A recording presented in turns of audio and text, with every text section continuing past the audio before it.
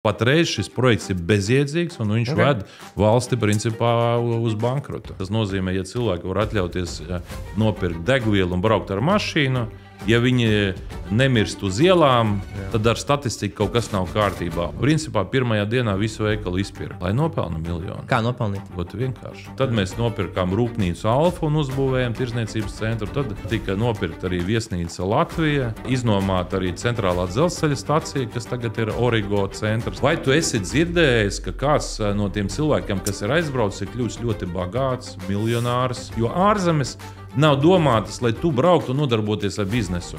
Tas ir domāts priekš tam, lai tu brauktu tur strādāt, maksāt nodokļus. Nekad neinvestē tur, kur viņš nesaprot. Biznesa sarunu vešana, tu nedrīkst atklāt visas kārtas. Tas ir sava veida arī kā pokera spēle. Netusējiet ar lūzeriem, netusējiet ar sliņķiem, netusējiet ar dzērājiem, narkomāniem, ar tiem, kas negrib neko dzīvē sasniegt. Tad cik neticīgam tev ir jābūt, ka tu...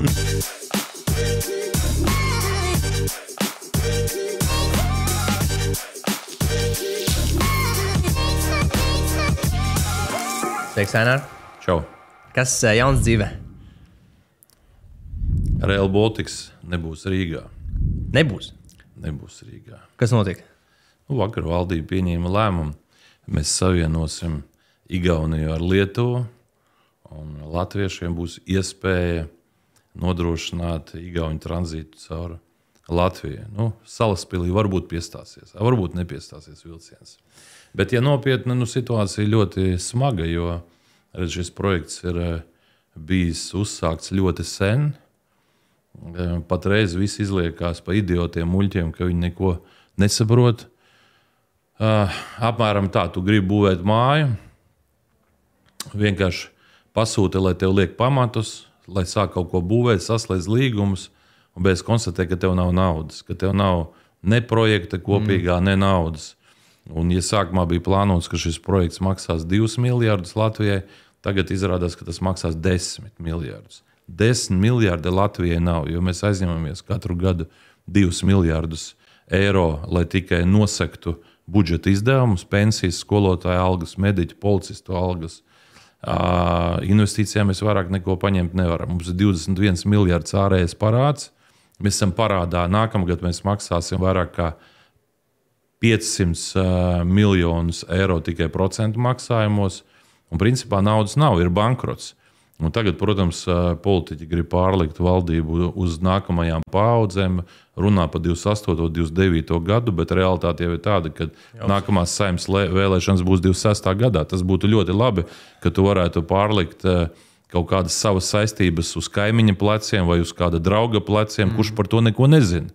Vai ne? Tā kā nākamajām paaudzēm būs jāsamaksā. Bet tā galvenā lieta jau ir tāda, ja tas projekts būtu bijis pārdomāts, ja viņam apakšā būtu biznesa plāns, tad es varbūt paklusētu. Okay. Bet tas, ko saka Finanšu ministrija, ka dienā ir paredzēts, ka brauks 4 vilcieni. 4 vilcieni dienā. Tagad mēs atrodamies šajā Rīgas daļā. Jautājums ir tāds, tu brauks uz centrālo staciju, lai brauktu līdz lidostai Rīga, vai tu vienkārši ar mašīnu vai ar taksometru aizbrauks pār Vanšu tiltu? Tu nebrauksi. Tāpat tās arī nebrauks tie, kas ir Vecrīgā. Tāpat arī nebrauks tie, kas dzīvo Imantā, Zolitūdē, Pārdaugavā, Boldarājā, kam mēs būvējam šo projektu. Un tagad vakar izskan informācija, ka tomēr varētu savienot esošās sliedes, kas iet uz Jūrmalu, uztaisīt pagriezienu viaduktu līdz lidostai, un vilcienu varētu braukt. Bet kāpēc viņi būvē joprojām šo zelta pāli Briškana vadībā un Vienotības vadībā pie centrāla tirgus, kas maksā 20 miljonus, ja es nemaldos. Tur ir jautājumi vairāk nekā vajag, bet realitāte tāda, ka naudas tādas Latvijai nav. Es uzskatu, ka tāds projekts Latvijai nav vajadzīgs, un tam nav nekāda ekonomiska seguma patreiz. Vajadzētu pieņemt lēmumu to projektu apturēt. Un, ja gadījumā kāds saka, ka vajag tomēr nodrošināt labāku satiksmi cilvēkiem no Rīgas centra uz lidostu, tad tiešām ir 2 varianti. Viens ir savienot esošo dzelzceļa infrastruktūru, un tas maksātu nepārāk daudz. Otrs varētu pa esošo akmens tiltu, pa esošām tramvajas sliedēm pagarināt maršrutu līdz lidostai, gar Spici, gar jauno depo veikalu, gan gar tiem daudziem birojiem.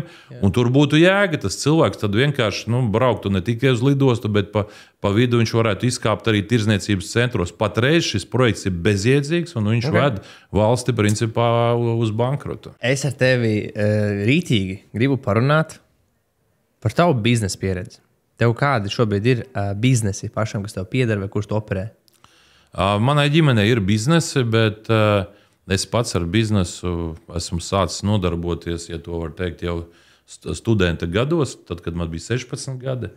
Es neskaitu to, ka es esmu strādājis kolhozā kaut kur, kad man bija 10 gadi un ravējis biešu vagas un kāpostas vācis, kur visi skolnieki. Esmu strādājis arī tad, kad man bija 15 gadi rūpnīcā AVF vairākus mēnešus. Bet pirmais bizness bija pirkt un pārdot kaut kādas deficīta preces. Tas ir tas, ar ko es sāku, tad, kad man bija 16 gadi. Un es mācījos Rīgas politehnikumā, tātad Rīgas industriālais politehnikums. Un pēc tam mana biznesa pieredze bija tāda, ka 20 gados es nokļuvu Norvēģijā kā students, sabruka Padomju Savienība. Un man bija doma, ka pirms mēs pirms Latvijā atver vēstniecību Norvēģijā, ir jāatver Latvijas informācijas un tirdzniecības centrs. Un es piesaistīju partnerus gan no Latvijas, gan no Norvēģijas. Un 22 gados es kļuvu par šī centra ģenerāldirektoru. Un kopš tā laika mēs piesaistījām ļoti daudz Norvēģiju investīcijas. Es par šo daudz dzirdēju. Es esmu ļoti daudz dzirdējis un redzējis, ka tu esi palīdzējis daudzus tirdzniecības centrus, tur Ryanair, tur tagad arī Waterfront.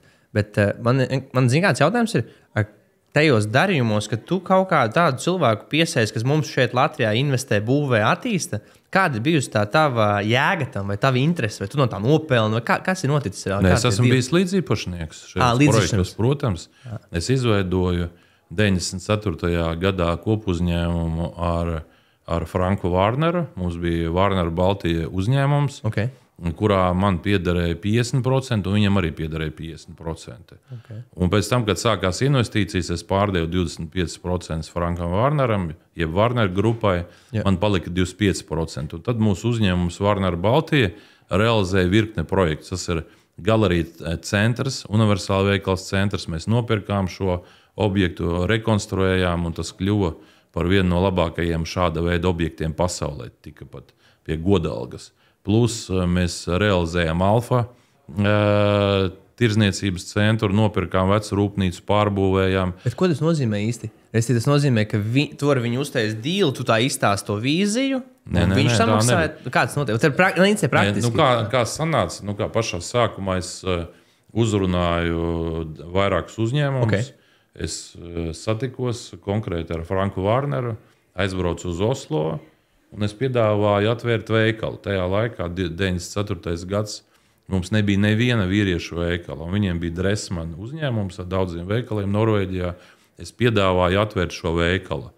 Un, sākumā bija jāveic tirgus izpēte. Es palīdzēju veikt šo izpēti. Un tad, kad bija jādibina uzņēmums, tad, protams, bija jautājums, vai ir droši pārskaitīt naudu uz Latviju.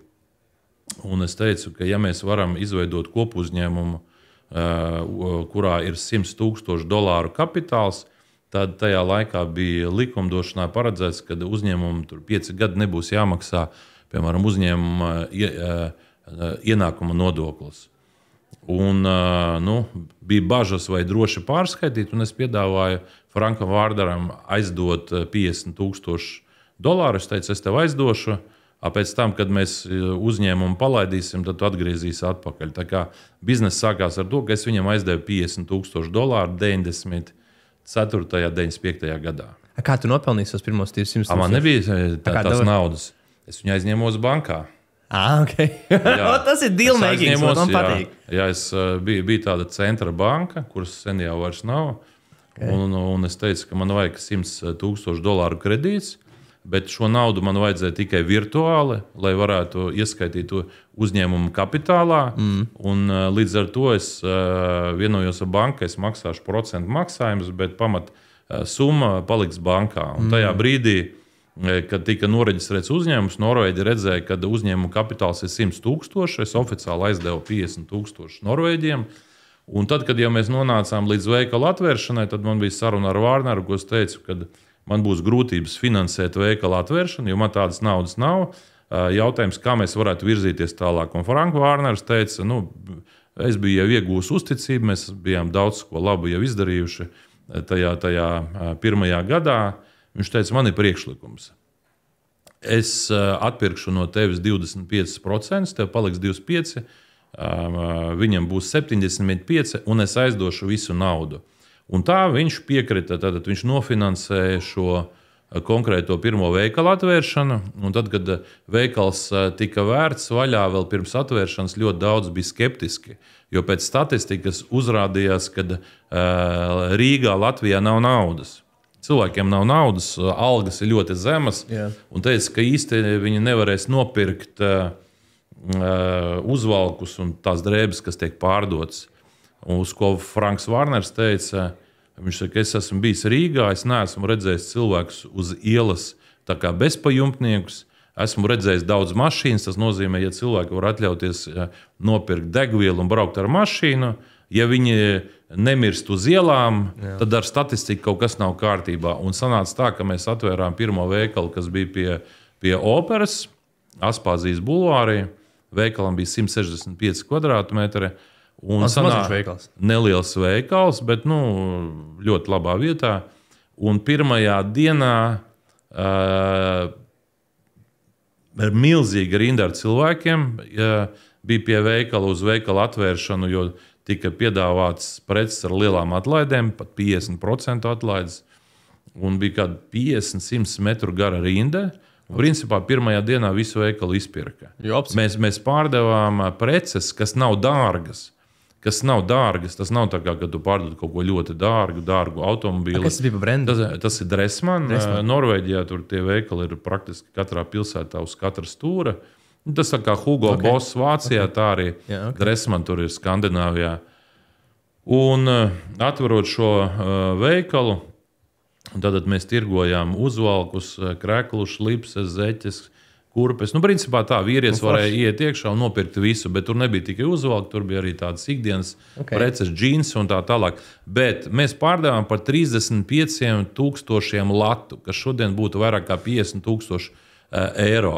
Bet tas interesantākais bija tas, ka atverot šo veikalu, mēs uzstādījām rekordu visā Dressmann vēsturē, pārdevām visvairāk uz 1 kvadrātmetru, jo veikalā bija tikai 165 kvadrātmetri, un tas bija rekords. Un tas bija tas sākums, ka mēs veiksmīgi atvērām šo pirmo veikalu. Un pateicoties šai veiksmē, tad sekoja daudz citi projekti. Kad tu pirmo reizi reāli nopelnīji ritīgu naudu?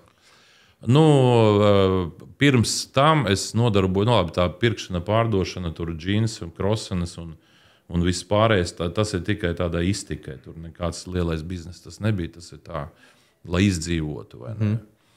Bet pirms tam arī, tad, kad mēs izveidojam Latvijas informācijas tirdzniecības centru, mēs importējām dažādas preces no Norvēģijas, deficīta preces, tā skaitā pārtika. Piemēram, mēs vedām ļoti daudz zivju produktus, Norvēģijas lasi, tur lielās fūras nāca uz šejienu ar Norvēģijas lasi, makrele. Tā kā mēs apgādājam centrālu tirgu un daudzas veikalus ar Norvēģijas zivīm. Tas bija 93. 94. gads, plus augļus importējām. Principā visu, ko tirgu vajadzēja, to mēs importējām.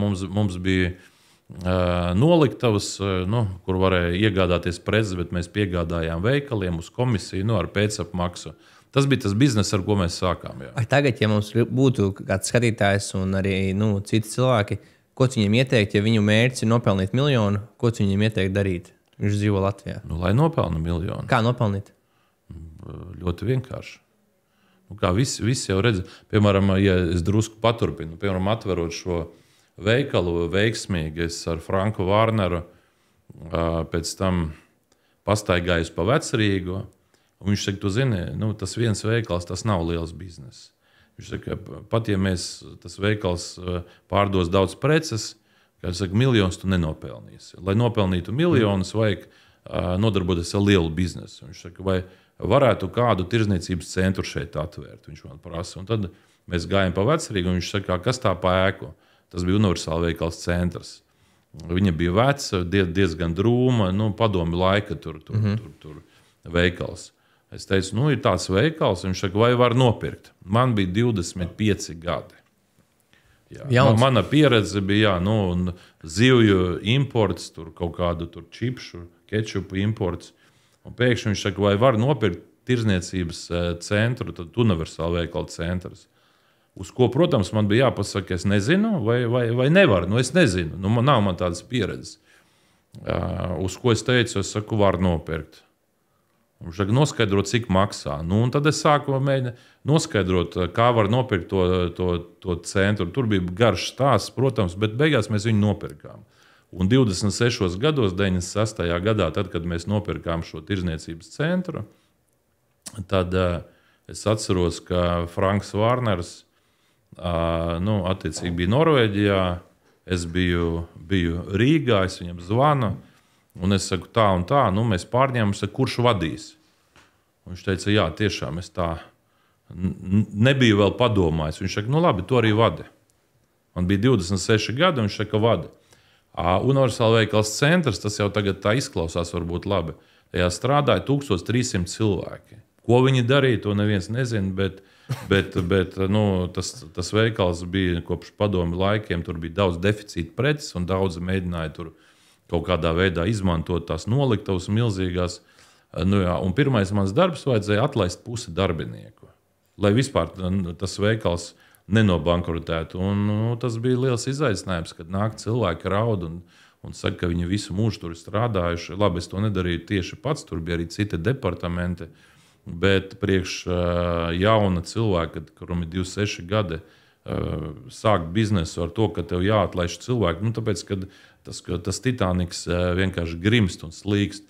Bet rezultāts ir tāds, vienkārši tas ir tas, kā es sāku. Pēc tam bija pēc Universāla veikala centrs, mēs nopirkām tādu tirdzniecības centru Dole, kas joprojām ir. Tad mēs pirkām molu, tur bija tukšs stāvēja, kas ir.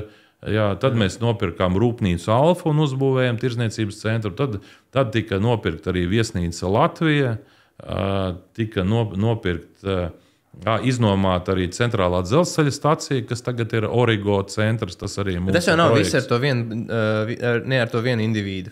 Viss ar viņu. Viss, ko es tagad saucos, bija ar manu partneru Norvēģiju. Bet atgriežoties atpakaļ par to, kā tagad kāds cits skatoties varētu pelnīt miljonus, ko tu ieteiktu viņam darīt? Pagaid. Sāksim ar to. Tajā laikā nebija normālas bankas. Nebija iespēja normāli pārskaitīt naudu. Piemēram, tad, kad pirmajā dienā mēs ieguvām 35,000 latu, tad Norvēģi saka, mums vajadzīga inkasācija. Banka saka, mēs ar to nenodarbojamies. Jeb ar to vajag tur noslēgt līgumu laicīgi.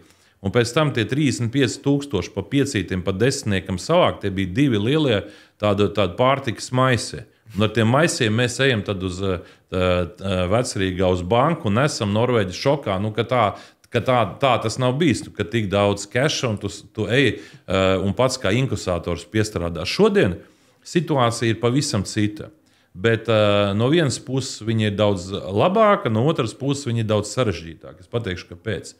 Tāpēc, ka, piemēram, ļoti daudzi jaunieši brauc mācīties uz ārzemēm. Viņš aizbrauc uz ārzemēm, iegūst izglītību, tad viņš dabū darbu. Ja, piemēram, Londonā, un ne tikai Londonā, ne tikai Anglijā, ir izveidota sistēma. Viņi importē smadzenes. Ja tu nokārto eksāmenu, jo tu esi gudrs, tad tev viņi skaidri pasaka, pat ja tev nav naudas, mēs tev piešķirsim studiju kredītu vai arī iedosim vēl stipendiju. Bet kuru tu pēc tam to stipendiju daļai atmaksāsi vai kredītu būs jāatmaksā pilnīgi vai daļai atkarībā no sekmēm. Un, ja tu esi pabeidzis tur izglītību, tad tev piedāvā automātiski, ja tu dabū labu darbu, tu vari arī paņemt līzingā, kredītā, paņemt dzīvokli, nopirkt. Un tie cilvēki aizbrauc prom. Problēma ir tāda, ka tie cilvēki, kuri dabū labu izglītību, labu darbu, viņi jau, kāpēc man nodarboties ar biznesu? Es saņēmu tur labu atalgojumu, kaut kādus 3, 4, 5 tūkstošu mārciņu.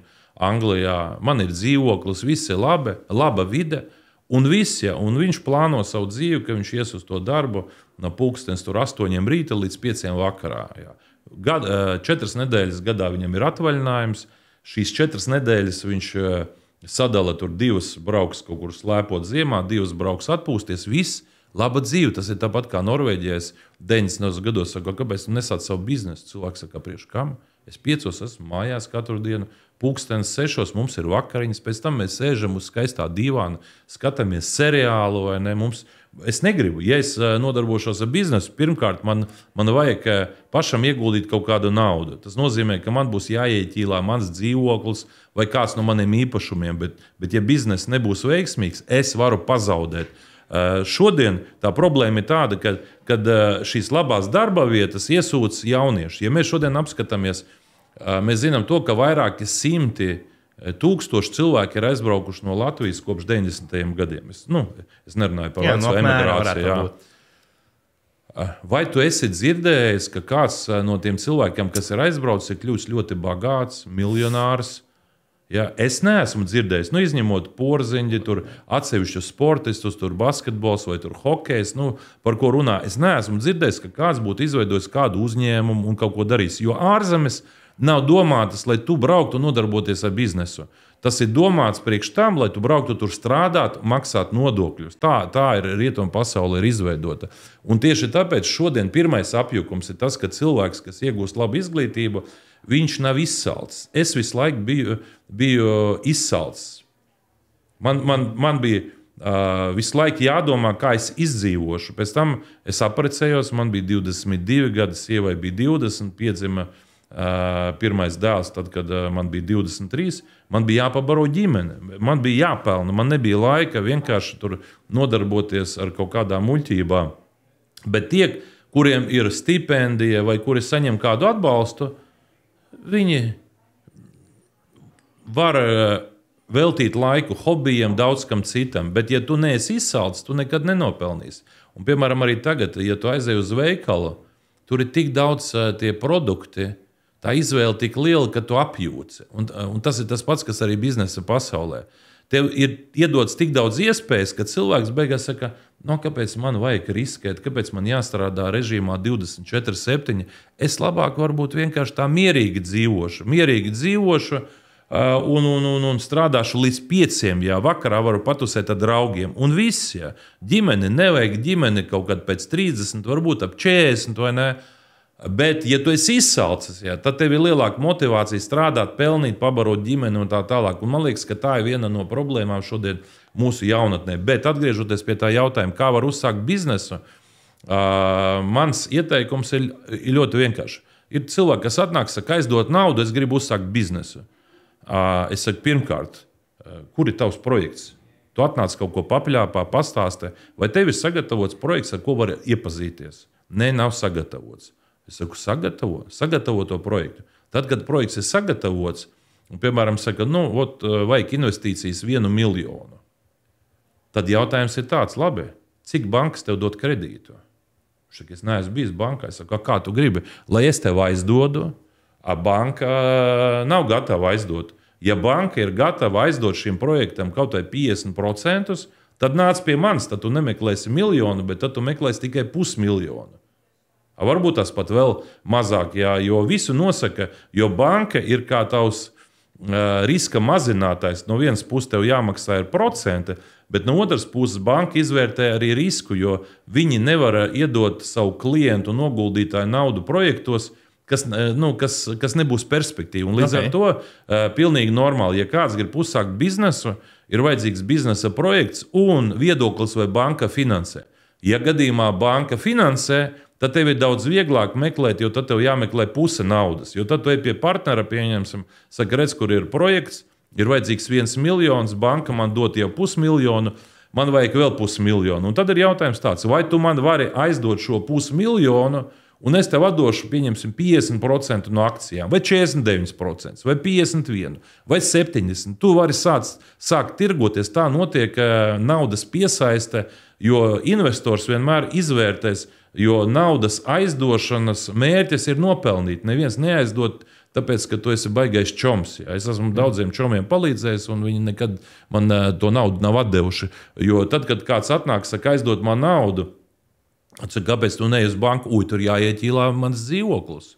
Viņi var atņemt. Es saku, ko tas nozīmē? Tad tu neesi pārliecināts par savu biznesa projektu. Ja tu prasi no manis, tad tu domā, man var neatdot, bet bankai, kas saka, būs jāatdot. Apmēram tā filozofija ir. Kādas industrijas tu skatītos? Kādās vertikāļos? Jā, šodien gribētu. Redziet, šeit ir atkal, es droši vien varu atsaukties uz Warrenu Buffetu, kur viņš saka, ka, piemēram, Ņujorkā tur ir daudz tie traderi, kas pērk un pārdod akcijas. Viņi saka, viņi nesaprot, ko viņi pērk, ko viņi pārdod. Viņi pērk, tāpēc, ka kaut kādas akcijas vērtības iet uz leju, tāpēc, ka kaut kas ir nokrities.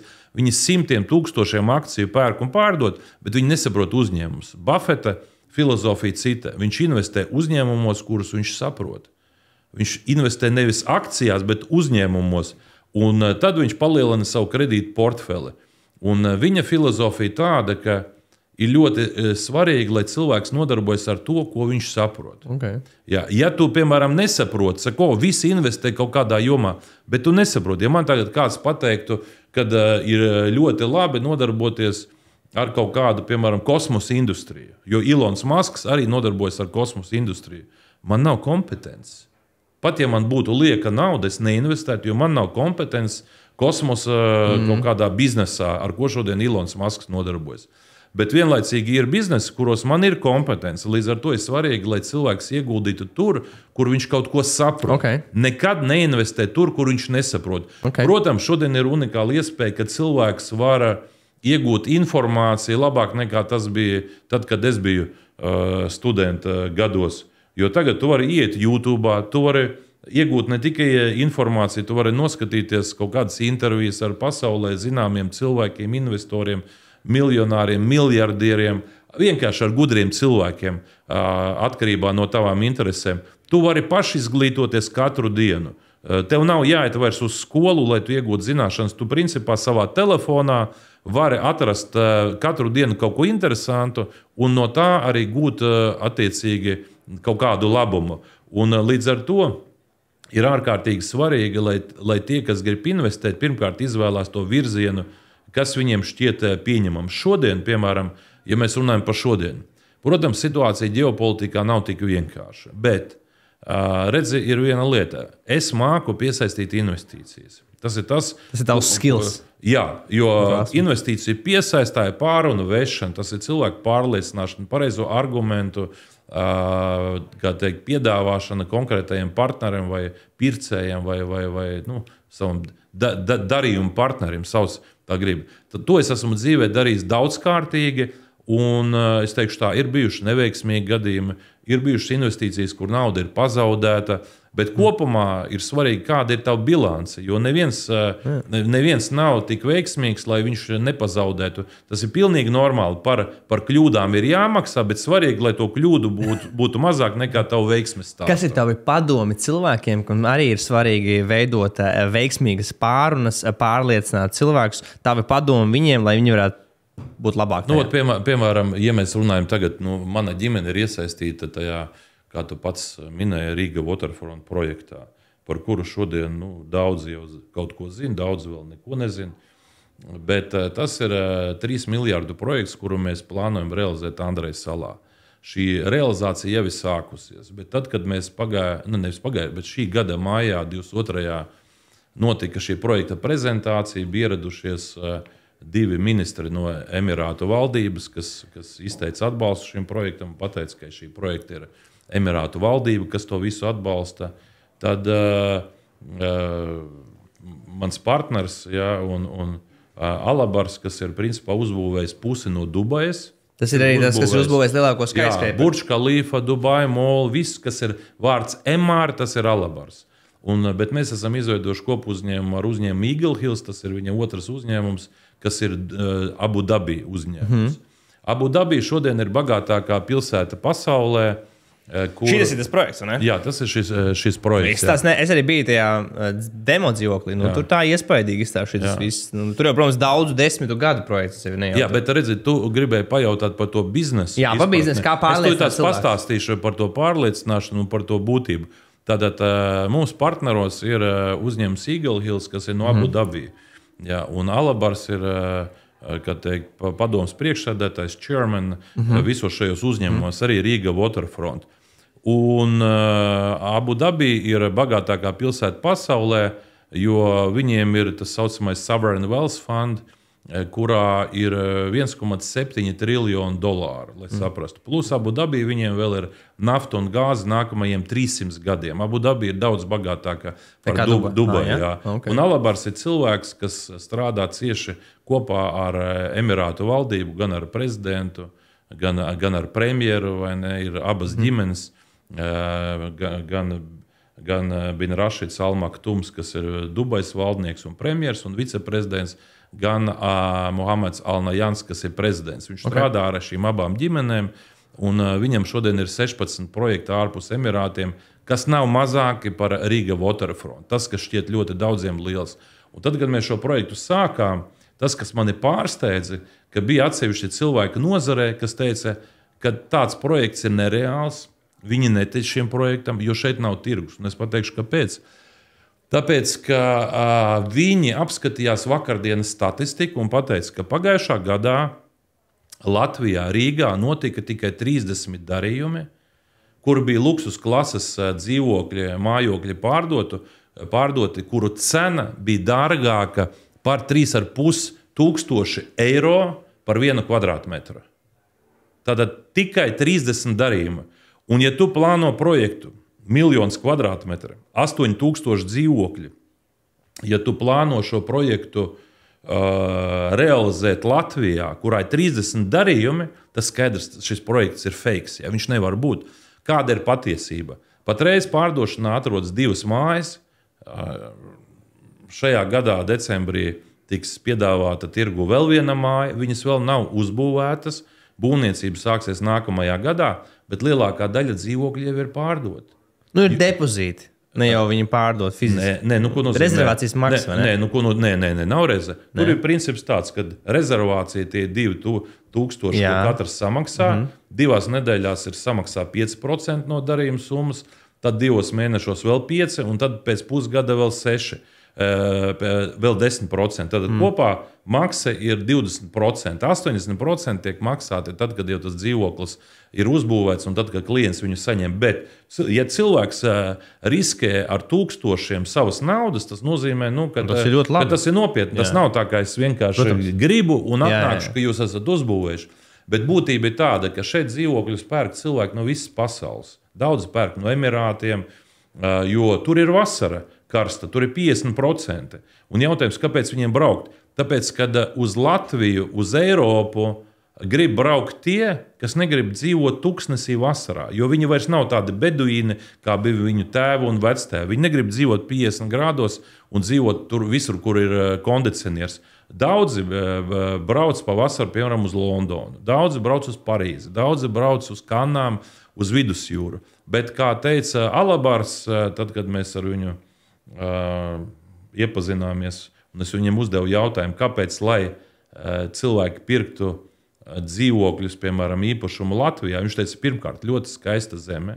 Bet tu viņu pārliecināji? Vai viņš tev pārliecināja? Nē. Tad, kad jau mēs bijām vienojušies, es teicu, pasaka argumentus, kas tiek izmantoti pārdošanā. Tad mēs stāstam, cik viss ir slikti. Viņš saka, nē.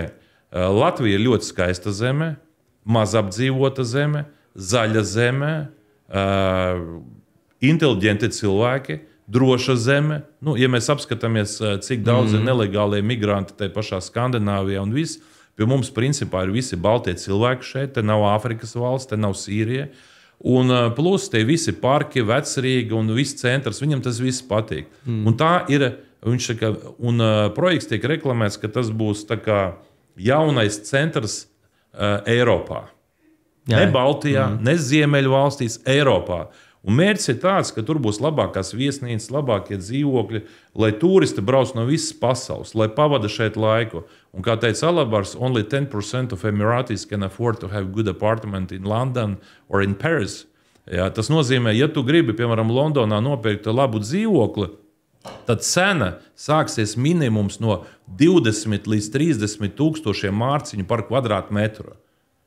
Tās ir cenas Londonā. Ja tu gribi, no 20 tūkstošiem? Sākot no 20 centrā. Ja tu jaunā projektā, Mayfairā, Knightsbridge'ā gribi iegādāties, cena būs 50 un vairāk tūkstoši mārciņu par kvadrātmetru. Cilvēki nevar atļauties. Būtība ir tāda, ja šeit dzīvoklis maksā, pieņemsim, 5-6 tūkstoši, kas ir top visaugstākā cena, kas ir. Tas nozīmē, ja tu nopērci dzīvokli 200 kvadrātmetru, rupi sakot, samaksā 1 miljonu. Plus mīnus. Londonā tas maksās tev 5 miljonus. Visi nevar atļauties 5 miljonus. Bet ir cilvēki, kas var atļauties 500 000, miljonu samaksāt.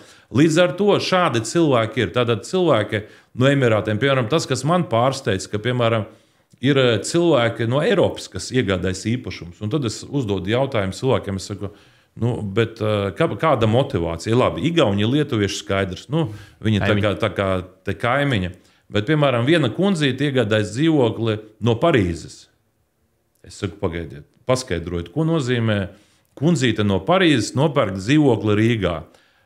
Tur ir filozofija ļoti vienkārši. Kundzīte dzīvo Parīzē, viņai ir neliels dzīvoklis. Viņa saka, es negribu savus vecumdienas pamodīt šajā dzīvoklī, jo viņš ir pārāk mazs, slikts skats un vispār es nevaru atļauties neko lielāku. Viņš saka, bet šis dzīvoklis, ja es viņu pārdodu, maksā 1,5 miljonu eiro. Viņš saka, es nopērku Riga Waterfront projektā dzīvokli par 500 000 un man 1 miljons paliek cash brīvs uz mana bankas konta. Man ir 60 plus gadi, plus man tūlīt būs pensija. Es gribu baudīt dzīvi. Es gribu to naudu, ko es būšu ieguvusi no sava dzīvokļa pārdošanas, tērēt, ceļojot pa pasauli. Plus, un to laiku, kad es neceļošu, es atradīšos Rīgā. Un tādi cilvēki, kas no dārgām Eiropas pilsētām pārcelsies uz Rīgu, būs ļoti daudz. Jā, un arī komentārs man paziņā strādā šajā projektā. Un viņi tiešām teica, tas tāds viņas viedoklis, kad ir ļoti liela interese, cilvēki maksā šīs rezervācijas naudas. Un es arī biju pārsteigts, jo es biju viens no tiem skeptiķiem, es tiešām ticu. Bet atgriežamies par to, kas ir tavu padomu, kā labāk pārliecināt citus cilvēkus? Nē, redzi, šis ir piemērs, kad valsts netic savai nākotnē. Okay. Viņiem nav idejas, ko un ko darīt. Karš Ukrainā nav vēl beidzies. Ienāk miljardu investīcijas, kas rada vilkmi citiem projektiem. Attīstot Riga Waterfront, nākamo 4-5 gadu laikā, mēs atrodamies Vīlānas ielā patreiz, visi šie īpašumi pacelsies cenā vismaz pa 50%. Varbūt pa 100%. Tas būs atkarīgs no tā, jo patreiz, piemēram, šeit dzīvokļi nav pārāk dārgi salīdzinājumā ar citām Eiropas pilsētām. Šis projekts pacels īpašuma vērtību šeit. Ko tas nozīmē? Tas nozīmē to, ka pirmkārt īpašumi būs likvīdi. Tas nozīmē, ka cilvēki varēs atļauties investēt renovācijā. Un, protams, visa šī būvniecība Andrejas salā radīs jaunas rūpnīcas. Es zinu, ka ir mēbeļnieki, kas gatavo būvēt jaunu cehu, jo viņi grib piegādāt mēbeles. Ir būvmateriālu ražotāji, kas jau gatavojas, jo tur būs 10 gadus lielākais būvlaukums. Tātad pirmajos 5 gados ir paredzēts apbūvēt 10 hektārus, nākamajos 5 gados 45 hektārus. Tātad pirmie 5 gadi būs kā iesildīšanās, bet tad, kad visi būs atļaujas saņemt, tad sāksies lielā būvniecība. Tas nozīmē, ka visi būvnieki strādās. Tas jau neizslēdz to, ka būs citi projekti, bet būvniecības nozare aizies uz augšu. Jā, cenas augs, tur neko darīt nevar. Jā, nāksies arī būvniekus vest Latvijā, jo vietējie vienkārši nebūs. Bet es ceru, ka tieši tas Riga Waterfront projekts varētu palīdzēt atgriezties lielai daļai latviešu, kas ir aizbraukuši uz ārzemēm, jo caur šo projektu atgriezīsies ticība valstī, ka kaut kas liels var notikt, ka Rīga ir tiešām labākā vieta. Kāpēc man tur dzīvot kaut kādā provincē, jo daudz saka, es dzīvoju Londonā. Jā, viņi dzīvo Londonā, bet viņi nedzīvo pašā centrā, dārgajā. Viņi dzīvo kaut kur pievārtē vai ne, lētajā vietā, bet skaitās, ka viņi ir Londonā. Bet es uzskatu, ka Rīga būs daudz labāka pilsēta nekā daudzas citas. Man patīk tavs uguns. Mans mērķis ir, lai viens šis projekts, lai caur šo projektu rastos daudzi citi projekti. Un es pateikšu, piemēram, konkrēti tagad. Visi saka, visi slikti. Tauta izmirst. 30,000 cilvēku pagājušajā gadā nomira. 14,000 bērni piedzimuši. Šogad būs tikai 12,000 bērni, kas ir piedzimuši. Statistika ir iznīcinoša. Plus latvieši turpina braukt prom. Politiķiem ir nulle iniciatīvas idejas, ko un kā darīt. Ja, man ir kauns par to, kas notiek valstī. Es vienkārši redzu, ka tur ir nespējnieku, kā saka, valdība, kurai nav ideju, ko un kā darīt. Vienīgais aizņemās, apēd, jo šodien tā aizņemtā nauda netiek investēta Latvijas ekonomikas attīstībā. Viņa tiek aizņemta ar mērķi, lai vienkārši tiešām varētu izmaksāt pensijas, skolotājiem algas, un ja kāds saka, jā, bet to vajag darīt, bet nepaaizņemt to naudu. Naudai caur nodokļiem jābūt tik daudz, lai mēs varētu šo valstu uzturēt. Piemēram, cipari, lai saprastu, cik sliktā situācijā atrodas Latvijas ekonomika. Mums Latvijā ir par 500,000 vairāk iedzīvotāji nekā Igaunijā. Igaunijā ir 1,3 miljoni, mums ir apmēram 1,8, ja mēs ticam statistikai. Ko mēs redzam kopīgajā ciparos? Nākamā gada budžetā mēs plānojam, ka Latvijā ienāks budžetā 15,1 miljards eiro, izdevumi 17,1 miljards. Mēs aizņemamies 2 miljardus.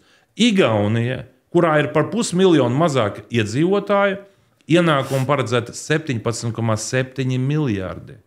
Plus izdevumi ir 18,2 miljardi. Viņi aizņemās tikai 0,5 miljardus, mēs aizņemamies 4 reizes vairāk. Un plus viņiem ir vairāk naudas, un tāpēc mēs brīnamies, ja pat mēs samazināsim valsts pārvaldi par 30%, kā es teicu, mēs nevarēsim atrisināt naudas nepietiek. Mums jāiepludina Latvijā nauda, nenopelnītā nauda, jo ja vietējie, piemēram, pat ja atvērs rūpnīcu, paies ilgs laiks, kamēr tā rūpnīca spēs atgūt investīcijas, tur 5 gadu, 10 gadu cikls, jā, mums vajadzīgs investīcijas. Tas ir tas, ko dara citas valsts. Jā.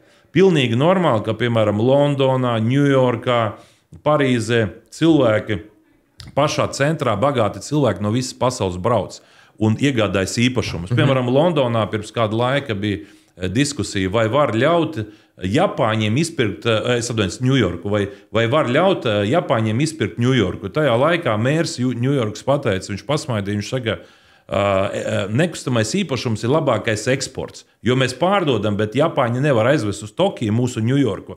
Viņi paliek šeit, viņi maksā nodokļus, ja, un mēs no tā tikai iegūstam. Tad, kad Japānā sākās krīze, Japāņi pārdeva īpašumus, tos pārpirka kādi citi, tas ir pilnīgi normāli, un mums vajadzētu piesaistīt bagātus cilvēkus, jo alternatīva ir to, ko šodien valdība saka, piesaistīt bēgļus no Sīrijas, no Āfrikas, to, ko mums uzspiedīs Brisele. Es piedāvāju piesaistīt bagātus cilvēkus, un es gribu nosaukt konkrētu vīziju, lai saprastu, kādas ir iespējas, jo redzi, pasēdēt, kaut ko pastāstīt par 90. gadiem, tas ir labi, bet cilvēks saka, kāda perspektīva Latvijai? Vēlreiz saku, ir jābūvē rūpnīcas, ir jāattīsta visdažādākie biznesi. IT sektorā mums vajag piesaistīt, piemēram, to pašu Ilonu Masku, vai piesaistīt tur Zuckerbergu vai Billu Gatesu. Mums jāskatās, kā dabūt lielākos cilvēkus, jo Alabards, viņš ir numur 1 investors pasaulē, kas būvē pilsētas. Viņš ir numur 1 pasaulē. Kā pilsētu būvnieks, ja viņš ir numur 1 tāds pats kā Bills Gates un Zuckerbergs. Bet viens projekts ir pamaz. Jautājums, ko darīt? Mums ir jāatdzīvina Vecrīga, mums ir jāatdzīvina viss klusais centrs. Kas mums ir vajadzīgs? Mums ir vajadzīgi turisti un investori. Tātad turisti, kas brauks, dzīvos viesnīcās, tērēs naudu kafejnīcās, restorānos, veikalos, uz operu ies un tā tālāk. Un tad ir investori, kas iegādājas šeit dārgus īpašumus. Jo man tepat Ausekļu ielā blakus ir dzīvoklis vairāk kā 300 kvadrātmetri. Es šodien, ja es gribētu pārdot, jo es savā laikā viņu uztaisīju tā kā priekš sevis, daudz naudas ieguldīju, es nevarētu pārdot par to cenu, ko es esmu ieguldījis tajā dzīvoklī. Tas, ka nav tirgus. Jā, tāpēc, ka nav tirgus. Un šodien, kas notiek ar jūgenstila ēkām?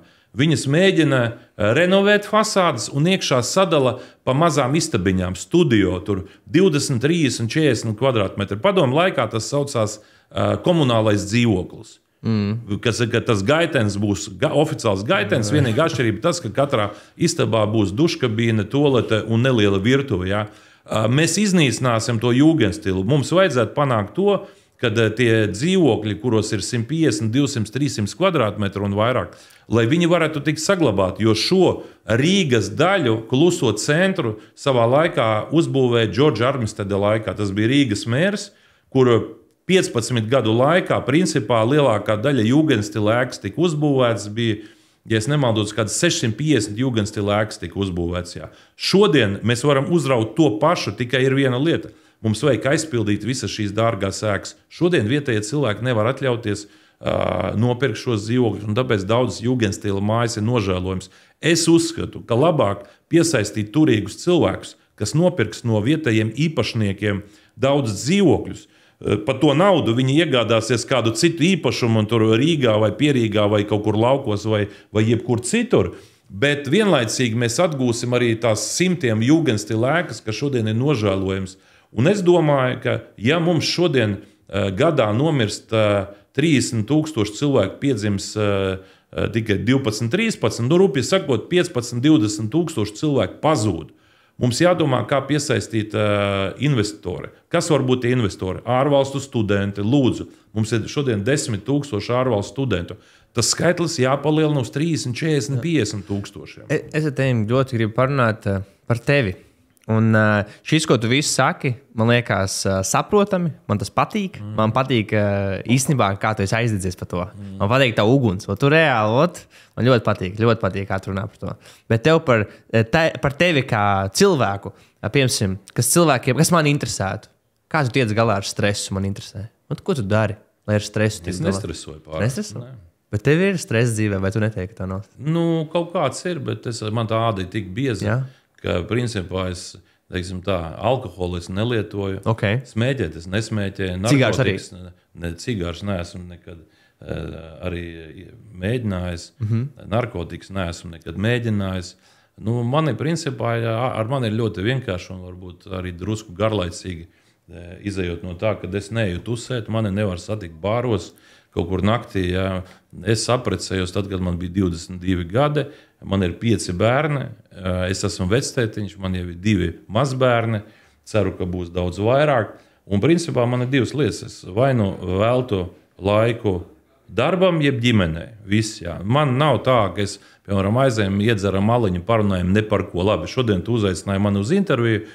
Es ceru, ka es varēšu atbildēt uz taviem jautājumiem, varbūt tās atbildes noderēs arī tiem, kas būs noklausījušies.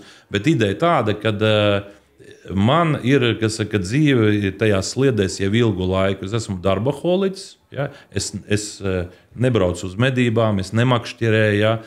Bet hobiji ir, piemēram, katru gadu es braucu vismaz vienu reizi slēpot, kalnu slēpošana man patīk.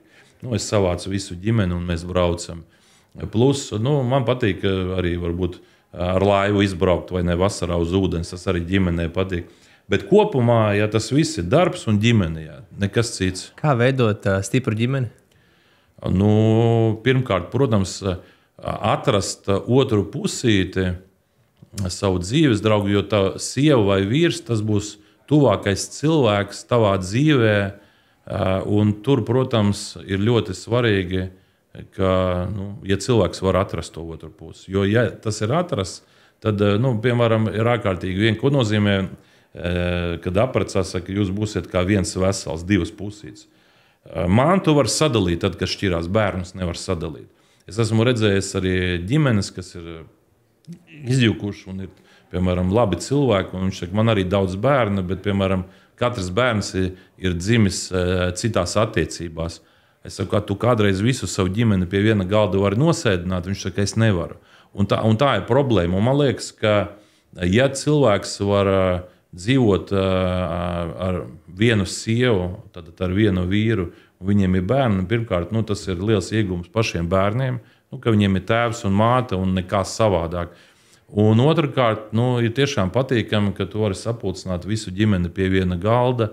Tā ir vērtība. Dzīve ir laicīga, agri vai vēlu mēs aiziesim no šīs dzīves, bet paliek kas, tā ir tava ģimene. Jā. Tā ir tava ģimene un ļoti svarīga, lai tavas dzīves laikā, lai tu vari redzēt ne tikai bērnus, bet arī mazbērnus, un lai tu vari pie viena apaļā galda ar viņiem šādi apsēsties. Piemēram, kad ir kāda dzimšanas diena vai kāds cits pasākums, piemēram, Ziemassvētki. Ja kādam tagad ir attiecības, kuras ir, uz manā dzīvē ir tās attiecības šādi iet. Es arī esmu precējies, man ir viens bērniņš tagad. Un ko tu ieteiktu kādam, kuram tagad ir tā kā attiecības lejā, ir tāds saspīlējums, saspringtums, kaut kas nav tur tieši attiecībā ar vīru sievu? Es teikšu tā, ka droši vien nav attiecību, kurās nav problēmas. Visās attiecībās tās ir bijušas mazākas, lielākas. Bet ir jāsaprot to, ka nav neviena cilvēka tik ideāla, ka tu varēsi gulēt uz divāna, neko nedarīt, nestrādāt, tevi apkalpos. Tā nav. Piemēram, viens no veiksmes faktoriem bija mana ģimene. Tāpēc, ka tad, kad es atgriezos no Norvēģijas un biju izdomājis veidot Latvijas informācijas tirdzniecības centru, es dabūju arī atbalstu, gan no Norvēģijas uzņēmējiem, gan no Latvijas. Tad es jūlija beigās satiku Inesi, manu sievu, un principā viņa bija atgriezusies no Amerikas. Tajā laikā sakari bija visai nosacīti. Man liekas, mobīlie telefoni vēl nebija. Tas vēl nebija. Tur staigāja tajā laikā, 92. gadā ar tādām kastēm bija pirmie, bet man nebija mobilā telefona. Un viņa bija jau pastrādājusi Amerikā, Ņujorkā, un viņai bija plāns atgriezties. Un tad man bija sajūta, ja viņa aizbrauks uz Ņujorku un es aizbraukšu uz Norvēģiju, iespējams, mēs nekad nesatiksimies. Un es ļoti ātri pieņēmu lēmumu un piedāvāju apprecēties. Un es viņai teicu, lai viņa brauc uz Norvēģiju. Viņa teica, kādā statusā viņa brauks. Es teicu, kā mana sieva. Un tas burtiski notika tur mēneša pusotra laikā, un mēs apprecējāmies jau pēc dažiem mēnešiem, un principā 92. gada 21. novembrī mēs apprecējāmies, un pēc pāris dienām mēs jau braucām kopā uz Norvēģiju. Norvēģijā piedzima mūsu pirmais dēls. Mums īstenībā līdzīgi. Bet tu sadarinājies cik ilgi pēc brīža, kad tu iepazini savu sievu? Es nesadarināju. Es uzreiz piedāvāju precēties. Mums līdzīgi. Es sadarinājos pēc gada ar savu sievu. Mēs esam 5 gadu kopā. Un es teikšu tā bija lielākā motivācija, jo pirmkārt man bija jārūpējas par ģimeni, par savu dēlu. Un pēc tam, tad, kad jau atgriezos atpakaļ uz Latviju, man piedzima vēl viens dēls. Tas mani motivēja. Kā es varu atnākt pateikt, bērni jāpabaro, ir jāpabaro, tur kaut kāds minimums ir jānodrošina. Bet tas, ko es sapratu, ka ja tu gribi kaut ko, piemēram, atnāk kāds saka, vai man viss ir slikti. Tad, kad tu sāc no nulles, vai kāds cits sāk no nulles, tev nav nekā. Bet, ja tu aizies pie kāda biznesa partnera, saka, davai sākam nodarboties ar biznesu, tev ir miljoni, man nav nekā un būsim partneri, tā nekad nenotiks. Biznesa sarunu vešana, tu nedrīkst atklāt visas kārtas, tas ir sava veida arī kā pokera spēle. Tev jāspēlē, tu izvēlies mērķi, un tu ej uz to mērķi. Un tad tu soli pa solim meklē risinājumus, kā risināt savas problēmas.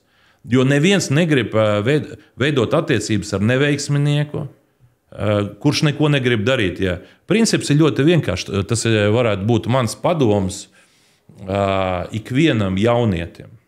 Netusējiet ar lūzeriem, netusējiet ar sliņķiem, netusējiet ar dzērājiem, narkomāniem, ar tiem, kas negrib neko dzīvē sasniegt. Ja jūs spēlējat futbolu, nespēlē ar tiem, kas spēlē sliktāk par tevi. Mēģini nokļūt komandā, kur ir labāki spēlētāji, jo tikai ar labākiem, stiprākiem, gudrākiem tu vari kaut ko iegūt. Un tieši tāpēc ir ārkārtīgi svarīgi tos cilvēkus, kas tev ir apkārt, mēģināt meklēt tiešām tie, kas ir drusku gudrāki un labāki par tevi. Nevienmēr dzīvē tā sanāk, bet ideja tāda, ka nemēģini downgradeot sevi. Jo tad, ja tu aizēji ar tiem, man bija kaut kāda arī cilvēka dzīvē, Viņam patīk ilgi gulēt. Ja? Tu neko nevari izdarīt. Ja? Es saku, tur treniņš sākās 7 no rīta Jūrmalā. Nē, tu ko, nav iespējams. Ja? Vakarā patīk iedzert vēl. Ja? Ja tu esi vakarā iedzert, skaidrs, ka no rīta tu nevari. Ja? Un viss, ja? Un ja tu visu laiku pakļausies tiem, piemēram, ir kaut kādi tev čomi, bet, kad tu jūti, ka tu gribi iet uz priekšu, tas ir tāpēc ir tie putni, vai ne? Tie, kas baros lidot, bet ir ērgļi. Biznesa haizevis var salīdzināt ar ērgļiem, tev jālido vienam. Tu nevari paņemt aiz rokas vairākus un iet. Tev ir jābūt spējīgam pieņemt lēmumu un virzīties uz priekšu. Un tas ir tas, ko es katram gribu pateikt. Vienalga, kādu biznesu viņš atrod, kad vienā brīdī tev jāpieņem lēmums, ka tev jāiet pašam. Jā, vairāk jāstrādā, vairāk jāuzņemās atbildība. Un tad dzīvē sāks notikt daudz kas pavisam savādāk. Jo pat ja tu 9 reizes būsi kļūdījies, bet tu būsi nokritis un piecēlies 10. reizē tev paveiksies. Un šajā gadījumā ir tas Dieva žēlastība un Dieva brīnums, jeb Dieva atbalsts, viņš nevar būt sliņķim. Ja tu sēdi mājās, tu nevari atrast draugus, dzīves biedru sev. Ja tu sēdi mājās tikai piemēram, pie kompjutera vai pie televizora un neko citu nedara. Pat ja tu lasi grāmatas, tev ir vajadzīgs dzīvais kontakts. Un tas ir tas, kas ir ārkārtīgi svarīgi, lai cilvēki mēģina, piemēram, ja tu ej mācīties, tad tu ne tikai mācies tas, kas ir rakstīts grāmatās, bet arī iegūsti draugus jaunus, iegūsti informāciju no viņiem, pamācies, jo svarīgi vienmēr būt apritē, un tāpēc ir ļoti, ļoti svarīgi, lai cilvēciskās attiecības nebūtu saistīts tikai ar datoru, kur tu sēdi un komunicē tikai caur datoru. Kas ir kaut kas tāds, ko tu nedari? Kas ir kaut kas tāds, ko tu nedari, bet citi cilvēki dara? Nē, daudz lietas, kā es teicu, nepīpēju, nedzeru, apkārt nestaigāju. Man ir viena sieva, jā. Mēs esam 32 gadus kopā, un ja kāds saka, jā, es esmu bijis uzticīgs manai sievai, mēs esam bijuši kopā, jā, un mēs neesam plānojuši nekad šķirties, vai ne? Jo es vienmēr esmu uzskatījis, ka pat ja rodas kaut kāds tur strīdiņi, mazi, jā, lieli mums nav bijuši, jā. Mums ir bērni, dēļ kuriem mums ir jādzīvo kopā, un tas ir, tev jāstāv pāri, jo kā bērni dzīvos, ja? Visas ģimenes, es esmu pilnīgi pārliecināts, kuri bijuši šķiršanās, viņi zina to, ka cieši visvairāk bērnu. Un līdz ar to nevar būt tā, ka tas nekad nenotiks. Dzīve, diemžēl, ir ļoti sarežģīta, bet tiešām ir jāvērtē attiecības. Un ja tu esi ar kādu kopā, tad tev jāmēģina darīt viss, lai jūs būtu viens vesels.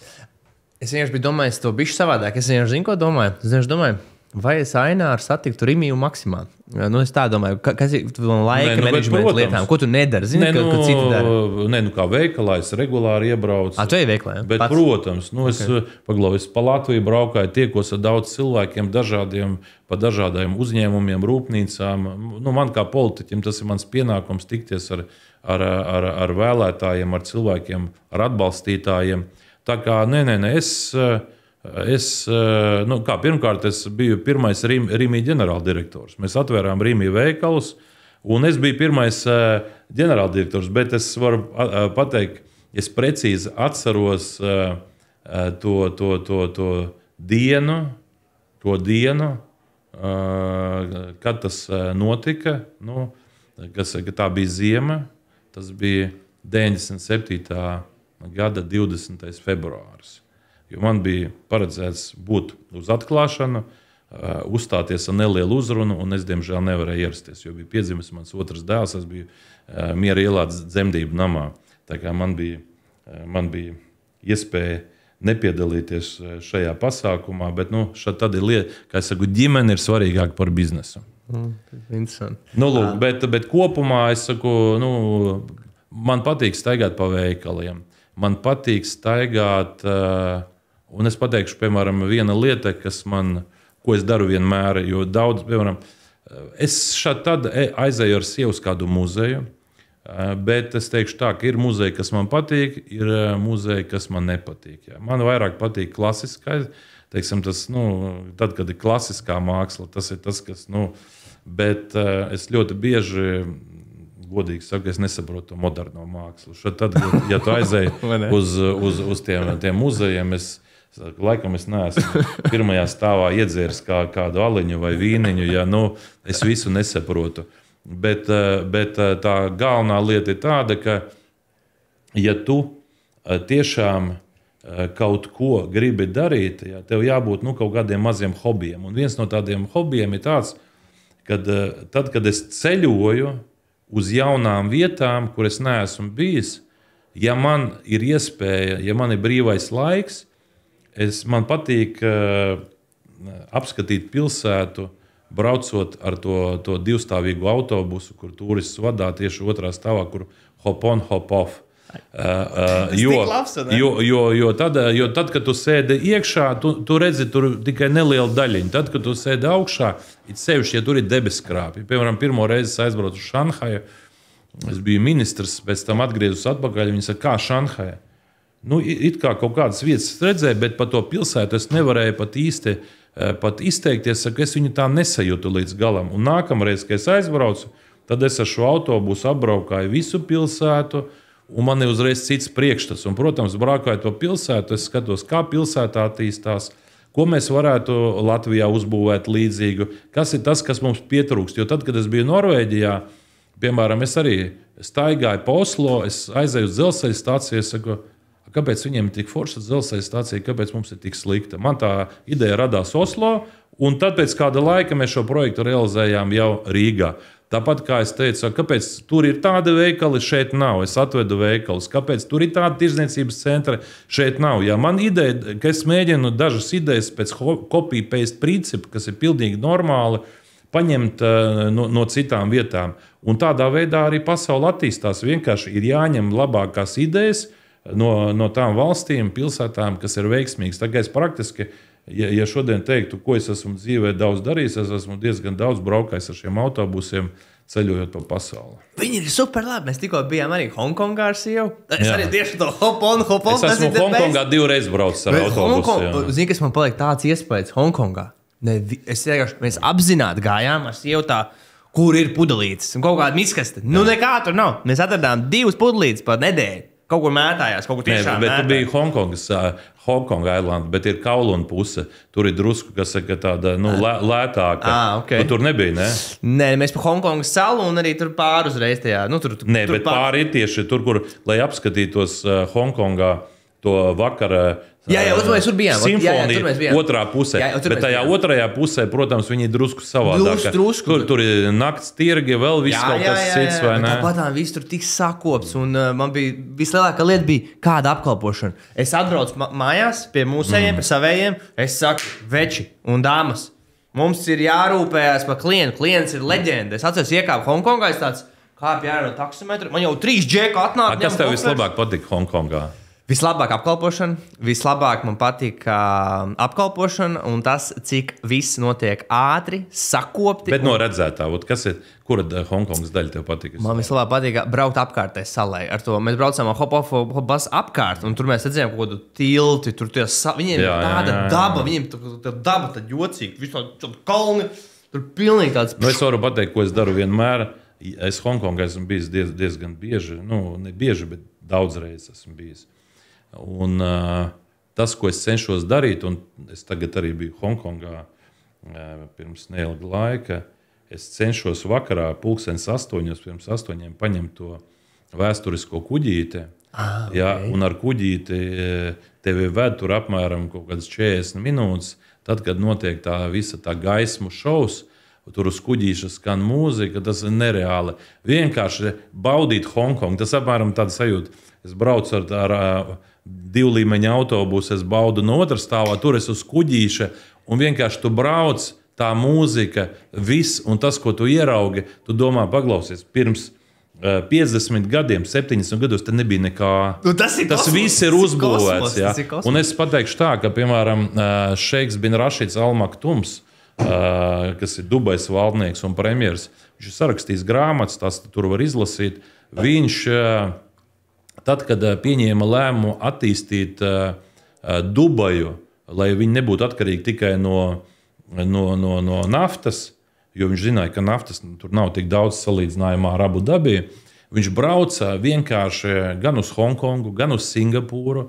Kā parasts cilvēks, šortiņos, maikās, viņš staigāja visur, kur vajag, pa metro, braukāja, kas saka, pa visām vietām, lai saprastu, kā attīstās Singapūra un Hongkonga. Un tieši tas iespējas, ko viņš ieguva Singapūrā, Hongkongā, viņš pārnesa uz Dubaju. Un viņa princips bija tāds: mēs uzbūvēsim vislabāko, visaugstāko ēku pasaulē Dubajā. Piemēram, Dubajā pirmo reizi es nokļuvu 99. gadā kopā ar ģimeni. Sen. Man bija 2 dēli, jau vēl ratiņos bija viens no viņiem. Un mēs ar čarteri aizlidojām uz Dubaju. No Rīgas bija tiešais reis. Un mūs tur aizveda uz viesnīcu, un izrādās, mēs iegājām tādā diezgan tādā nepatīkamā vietā. Tur apkārt nepārāk droši viss izskatījās. Sieva saka, Klau, es nejūtos droši iziet ārā. Tā viesnīca bija viena un tāda. Un tad es teicu, Klau, tad ko darīt? Varbūt jāmeklē kāda cita viesnīca, jo tiešām mēs nevaram iziet ārpus viesnīcas. Tā izskatījās. Izrādījās, ka mēs nebijām Dubajā, bet Šaržā, kas atrodas blakus. Bet tas bija 98. gads. Un tad man ieteica, ka Dubajā bija atvērusies viesnīca Jumeirah Beach Hotel, kas esot ļoti moderna. Es paņēmu taksi, es aizbraucu, es iegāju, un man bija mute vaļā. Es ieraudzīju kaut ko tādu, kas bija tā kā diena un nakts, un es apskatījos. Es toreiz piegāju tur recepcijā, es saku, vai jums ir kāds brīvs numurs? Viņi saka, ir. Es norezervēju numuru, zvanu sievai, saku, viss pako čemodāns, mēs pārbraucam. Un dēļ šīs vienas viesnīcas mēs ļoti bieži sākām braukt uz Dubaju. Kāpēc? Tāpēc, ka šī viesnīca 98. gadā tika atzīta par labāko ģimenei domāto viesnīcu pasaulē. Jo tur bija bērnu basēni, tur bija bērnu ēdieni, bērnu spēļu laukumi. Un tā kā mums ar bērniem ceļot, mums tas iepatīkās. Un mēs dēļ šīs vienas viesnīcas sākām braukt uz Dubaju. Jo iepriekš pārējās viesnīcas bija, dažas tur bija, bet kopumā bija nekādas. Viss tas, ko šodien runā par Dubaju, tas ir tas, kas tur nebija. Piemēram, Budž Al Arab, tā vienīgā 7 zvaigžņu viesnīca, viņa vēl nebija uzbūvēta. Viņa būvējās tikai. Blakus bija tie visi kompleksi, Minā Salāmā, Alkasar. Tas bija tikai, tur bija makete paredzēta tālākai attīstībai. Tur bija tūkstnesis, tās saucamās, viss tas, kas tagad ir palma lielā, viņas nebija. Viņu sāk uzbērt pēc tam. Un mēs braukājot uz to Dubaju, principā tā reizi gadā, es redzēju, kā tā pilsēta attīstās. Un tas, kas mani fascinē, ļoti daudz saka, jā, bet viņiem ir nauda, ir ļoti daudz bagātas valsts Āfrikā. Bet viņas ir nabadzīgas. Jā. Dubajas valdnieks, viņam bija vīzija. Un jāsaka, ka tas ir tas, kas arī tie ir fakti, kad kopā ar Alabaru viņi izveidoja uzņēmumu Emmāra. Un Alabars sāka vadīt šo uzņēmumu. Principā puse Dubajas ir uzbūvējis Alabars.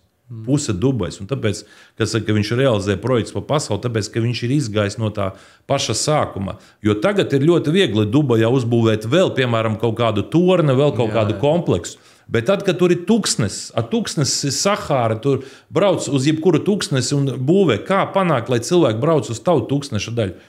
Bet šeiham bin Rašidam Al Maktumam bija vīziņš, ka būvēsim augstāko torni.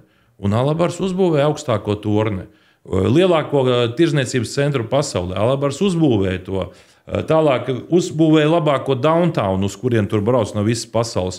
Plus tas viss jaunā gada sagaidīšana, ka tas viss tornis tur mirdz vai ne, tur ir notiek tas salūts un tā tālāk.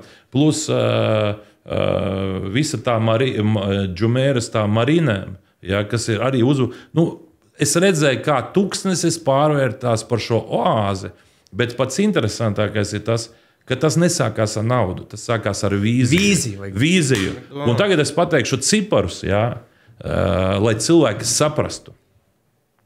Viņi saka, viņiem ir nauda. Viņi jau sen strādā ne ar savu naudu. Tas, ka viņiem ir 1,7 triljoni sovereign wealth fonds, tas, ka viņiem ir miljardi, tas ir viens.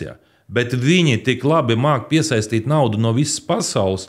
Piemēram, 22. gadā Covid un tā tālāk viss Dubaja ar pareizu Covid politiku. Tur, kā saka, principā Tu varēji vakcinēts būt un nevakcinēts. Viņi ļāva braukt visiem. Vienīgi nevakcinētam vajadzēja tā kā pārbaudīties vai ne un tā tālāk. Bet 22. gadā Dubajas apgrozījums nekustamo īpašumu biznesā bija vislielākais pasaulē. Apsteidzot Hongkongu, Šanhaju, Ņujorku, Londonu. Viņi pārdeva nekustamos īpašumus par $65 miljardiem. Tātad, ja mēs runājam par 3 miljardu projektu, tā ir sīka nauda salīdzinoši ar kaut ko, jo Alabars nerealizē mazākus projektus par 3 miljardiem. Tas ir minimums, kas ir nepieciešams, lai viņam tas būtu interesanti. Un vienā gadā 65 miljardi tūkstnesī, kur starp Dubaju un Abu Dabiju nebija nemaz lielceļš, ceļš nebija. Viņi varēja nopirkt Rolls-Royce, bet nebija ceļa, lai brauktu. Vienīgais veids bija kamieļi, un tas bija vēl 70. gadi. Un tas viss ir izmainījies, un ja tu paklausies, piemēram, Alabara intervijas YouTube, kur viņš stāsta, ka viņam ka līdz 14 gadiem viņš dzīvoja ēkā, kurā nebija gaismas, nebija pa kondicionieriem nerunājot. Viņš uzauga kā beduīnu ģimenē. Tā viņi visi sāka. Un tas sākums, ja mēs skatāmies, ja šeit Rīga, Vecrīga, Klusais centrs, mēs bijām viena no bagātākajām pilsētām Rīgā ar 650 jūgenstila mājām, tas 70. gados tur bija pliks tūkstnes. Un ja šie cilvēki tūkstnes pārvērš par šo oāzi, tad jautājums ir tāds, tad cik neticīgam tev ir jābūt, ka tu netici Latvijai un Rīgai. Rīga šodien atrodas fantastiskā vietā. Es ceru, ka karš Ukrainā beigsies. Es ceru, ka prezidents Trumps palīdzēs izbeigt šo karu, jo, kā es esmu teicis, labāk ir, lai ir slikts miers nekā labs karš, kurā tur simtiem tūkstoši cilvēki iet bojā. Kas mums ir kaimiņos? Skandināvija, Ziemeļvalstis, bagātākās valstis Eiropā un pasaulē. Ja mēs skatāmies IKP uz vienu iedzīvotāju, Vācija, viena no bagātākām valstīm, Polija, visa Eiropa. Ja mēs skatāmies lidojumus no Rīgas, tad principā sanāk tā, ka 3 stundu lidojums ir miljards cilvēku šeit dzīvo tūmā. Principā pa 3 stundām tu vari tur Londona, Parīze, pat tā tālāk. Kā Dubajā attīstījās, es to labi zinu, jo viņi to paši apraksta. Viņi paņēma vienkārši cirkulīti un teica, tā stundas attālumā dzīvo tik daudz cilvēku. 2 stundu attālumā dzīvo tik, un viņa to cirkuli gāja aizvien tālāk, un beigās aizgāja, saka, jā, uz Austrāliju tur jālido cik tur 11 stundas, līdz ar to mums jāpanāk, lai cilvēki uz Eiropu lidotu nevis, piemēram, tur no Austrālijas caur Singapūru, bet caur Dubaju. Un viņi sāka likt tos tiešos reisus ar Emirates, un tur ir NT reisi dienā ne tikai uz Sidneju, bet arī Melnburnu un citām pilsētām, un viņi kļuva par tranzītu hubu. Un tā lidosta, kura sāka arī tūkstnesī attīstīties no nulles, šodien ir lielākā starptautiskā lidosta pasaulē. Un viņi būvē tagad vēl vienu lielāku lidostu. Tā ir vīzija. Un šodien es varu pateikt, tie mani partneri, ar kuriem mēs realizējam šo projektu Riga Waterfront, es varu pateikt, ka tā zināšanas pieredze, kas ir Dubajā, mums jāpārceļ uz šejien, bet tas galvenais ir tie kontakti, jo tur ir visa pasaule šodien. Dubaja tas ir pasaules biznesa, finanšu, turisma centrs, loģistikas centrs, Jebel Ali, Freeport, viena no lielākajām arī ostām pasaulē un tā tālāk.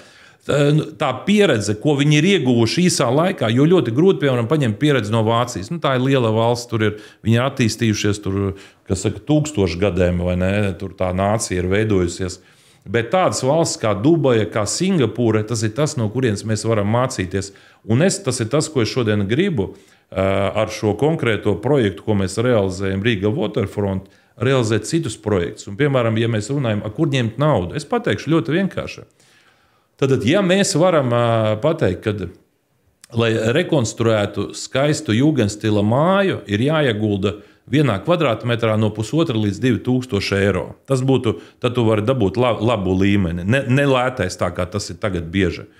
Tātad, ja pašizmaksa, piemēram, nopērkot kādu dzīvokli šodien ir 2,000, pieņemsim, vai 2,5, tad rupi sakot, 4,000 tev būs pašizmaksa, lai tu sasniegtu ne tikai dzīvokļa renovāciju, bet visu māju. Ja tu esi ieguldījis 4000 eiro uz 1 kvadrātmetru, tev jāpārdod šis dzīvoklis vismaz par 6-7 tūkstoši, lai tas būtu izdevīgi veikt investīciju. Jo tur ir procentu maksājumi, ja tu kādu bankas kredītu ņem. Un es teikšu tā, ka es redzētu, ka mēs varētu katru gadu mēģināt tai vietā, ka mums cilvēki šeit izmirst, piesaistīt 10 000 bagātas ģimenes, kas sadalītos. Tātad tie varētu būt studenti, kas brauc un mācās šeit tērējot naudu, īrēt dzīvokļus vai ne. Tie būtu IT speciālisti, kas brauc šeit dzīvo un strādā no šejienes. Tie varētu būt parastie cilvēki, kas brauc un strādā dažādos biznesos. Un visbeidzot, tie ir investori, kuri iegādājas šeit nekustamo īpašumu. Ja mēs runājam par nekustamo īpašumu, zinot to, ka Rīga ir pustukša, jeb praktiski ir izmiržusi kā kapsēta, ja mēs pasakām, ka mēs gadā gribam piesaistīt, piemēram, 10 000 šādas ģimenes, kas ir pilnīgi normāli, to dara Austrālija, to dara Kanāda, to dara Amerika, legālie imigranti, tas ir tas, kas ir vajadzīgs, jo viņi atbrauc ar naudu. Viņi atbrauc tērēt naudu. Tas nav bēglis, kas ir bēgļu nometnē, kas ir jāuztur, pēc tam kriminogēnā vide palielinās. Viņš atbrauc, jo viņam patīk šī Latvijas drošība. Tātad viņš ir gatavs ieguldīt, pieņemsim, 500 000 nekustamā īpašumā, plus 500 000 viņš ir gatavs vēl tur tērēt, tur mēbelēs un visā pārējā. Rūpīgi sakot, ja viens investors atved un iztērē no 500 000 līdz 1 miljonam, tad gadā piesaistot 10 000 šādus investorus, mēs iegūstam 5 miljardus. Tas nav aizņēmums, to, ko šodien valdība aizņemās 2 miljardi. Tie 5 miljardi, kas paliek mūsu ekonomikā, tie tiek ieraktajā. Un ja mēs taisam multiplikātoru, principā runa ir no 5 līdz 10 miljardiem gadā. 10 gados mēs varam piesaistīt no 50 līdz 100 miljardi mūsu ekonomikā. Tas nozīmē, ka vietējie varēs vērt restorānus, kafejnīcas, visdažādākos centrus, izklaides. Šeit būs pasaules līmeņa koncerti un tā tālāk. Visi brauks uz šejienu, jo Rīga ir viena no skaistākajām, labākajām pilsētām. Un es domāju, ka to, ko ir izdarījis Džordžs Armisteds, tad, kad viņš bija pilsētas mērs pirms vairāk nekā 100 gadiem, es gribētu atkārtot vēlreiz un ar uzviju. Jo šodien es gribētu izdarīt tā, lai 10 gados Rīga kļūtu par vienu no bagātākām pasaules pilsētām. Lai šeit, principā, lai Rīgu varētu salīdzināt gan ar Dubaju, gan ar Ņujorku, gan ar Londonu. Protams, mēs būsim, kas saka, mazākajā, bet Singapūras princips, lai te plūstu nauda, lai te plūstu smadzenes, lai gudrākie cilvēki brauktu mācīties uz Rīgu un tā tālāk. Un to mēs varam izdarīt 10 gados. Kā mēs to izdarīsim, es pateikšu ļoti vienkārši. Tu vari lasīt grāmatas. Tu vari tur iegūt informāciju, uzgooglēt, bet jautājums tāds, vai tev ir draugi, paziņas, biznesa partneri, kam tu vari piezvanīt un pateikt, brauc un investē. Daram to visu. Un es varu pateikt to, ka es savā dzīvē, atšķirībā no tiem 90. gadiem, kad es esmu sācis darīt, man ir pietiekoši daudz biznesa, kas saka, kontakti visā pasaulē, un ja nākamajā jūnijā es pārņemšu varu Rīgā, es nodrošināšu to, ka Rīga piedzīvos tik lielas investīcijas, kādas Rīgā nekad nav bijušas. Lai tev izdodas. Man patīk tā vīzija. Man ļoti patīk tā vīzija. Es arī darīšu visu savos spēkos, lai vairāk eiropiešu pērk mans pakalpojums. Un no pasaules arī citi. Jo tu nevari, jo kā Warrens Buffets teica, viņš saka, ir ļoti svarīgi piedzimt pareizā valstī. Zipkodā viņš teica. Zipkodā. Viņš pareizā valstī. Viņš saka, jo ja es būtu piedzimis, tad Warren Buffets Āfrikā, viņš saka, es ļoti ātri kļūtu par labu medījumu zvēriem.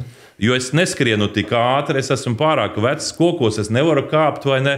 Līdz ar to es nevarētu realizēt to, ko es esmu izdarījis. Viņš ir izveidojis triljonu kompāniju patreiz savas dzīves laikā.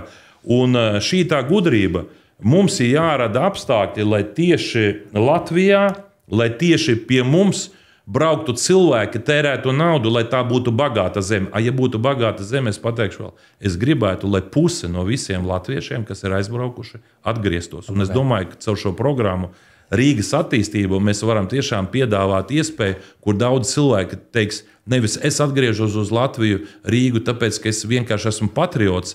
Daudz atgriežas tāpēc, ka patrioti. Bet tāpēc, ka tā ir bagāta, attīstīta valsts pilsēta, un es gribu tur dzīvot, ja, jo tā būs vislabākā vieta pasaulē, kur es gribu pavadīt savu dzīvi, es gribu, lai te dzimst mani bērni, lai te aug mani mazbērni un tā tālāk. Un šādai ir jābūt, kas saka, vīzijai, Bet es vienu varu pateikt, nevis 100 gadiem. Tam visam ir jānotiek burtiski nākamo 5-10 gadu laikā. Uzreiz. Man patīk, man ļoti patīk. Es arī esmu bijis daudz kur pasaulē, Amerikās, Eiropās, Ķīnās, Āfrikās. Es tev pilnīgi piekrītu. Man liekas, te ir bijis ļoti forši, man patīk.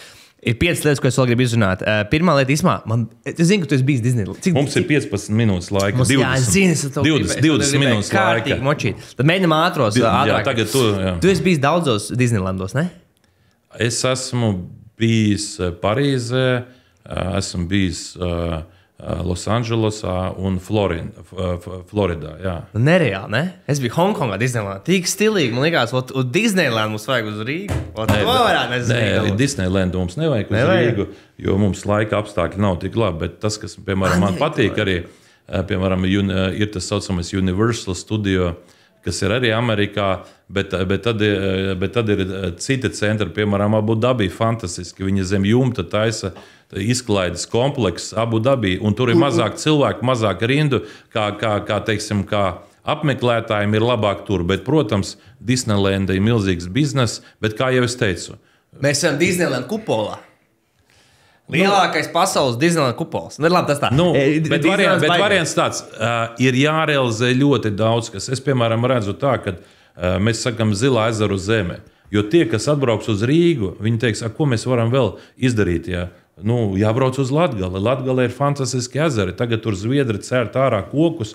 Varbūt tur jātaisa iespēja, kur dzīvos bagāti cilvēki no visas pasaules tieši Latgalē pie ezeru zemē, jo plikā vietā cilvēks māju nebūvēs, bet ja viņi var pie tiem skaistajiem ezeriem uzbūvēt veselus ciematus, ja, ar helikopteru uz Latgali viņi aizlidos pa 30 minūtēm. Tā kā ir jādomā tā, lai visi mūsu ezeri, upes un jūra, kas mums ir, lai tur cilvēki brauk no visas pasaules. Kāda ir tava filozofija par naudu un kā darīt cilvēkiem, kas ir vai labi apmaksāti darbinieki, speciālisti vai vienkārši nelegāli cilvēki, kā pavairot bagātību, lai kļūstam mēs bagātāki? Kas ir jādoma, kā jārīkojas ar naudu? Pirmkārt, nauda ir jānopelna. Okay, ja tu sāc, ka tev nav nauda, tev jābūt, un tas, ko es visiem varu pateikt, neviens nekļūst gudrs tikai no grāmatām un no pļāpāšanas. Ir vajadzīga īsta pieredze.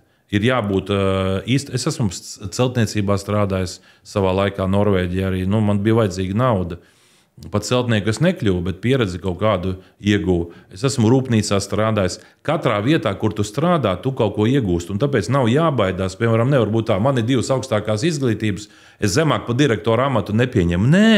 Ja tu gribi būt labs veikalnieks, aizej pastrādā kasē, aizej kļūsti par pārdevēju, iemācies komunicēt ar cilvēkiem, jo, lai tu varētu kontrolēt savu biznesu, tev jāaiziet viss tas posms no pārdevēja, kasiera, no vienkārši burtiski no cilvēka, kas nodarbojas ar apgādi. Ja tu māki visu, tad tev ir daudz vieglāk izveidot biznesu. Un te ir vēl viens piemērs, piemēram, Franks Vārners, tas bija, principā biznesā man bija kā ļoti tuvs cilvēks, kā tāds tēvs, kur es mācījos. Ja.